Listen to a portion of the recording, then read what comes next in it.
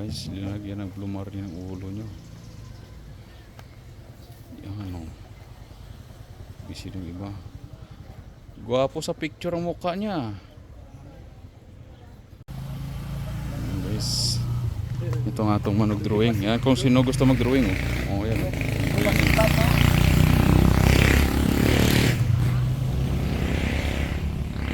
Tuloy-tuloy hanggang sa matapos. So ito na guys. Nabuo na rin sa kabila. Yan. Pero hindi pa totally na. Oh, diba? May konting ko na lang. Konting refinish na lang.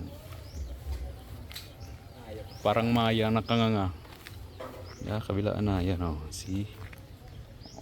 Yan.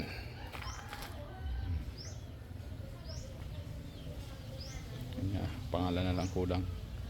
Konting kimbot na lang. Bukas tapos na to. Good afternoon guys. So pakita natin ang resulta ng ating pinagawang ulo ng isda sa ating bangka. Tingnan nyo.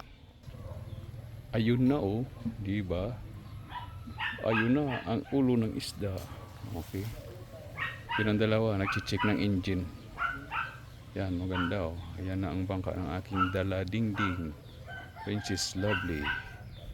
At ito ang sa kabila. Tingnan natin sa kabila guys. Yun ang gumawa. Yan, chika Jory. Yan. Yun, di ba? Oh, see? Ayos. Okay na ang iyang ulo ng isda. Kaya bukas, pintura na tayo ng kanyang mga tarik. Yan. Tapos at saka yung kanyang katig. Maganda, di ba?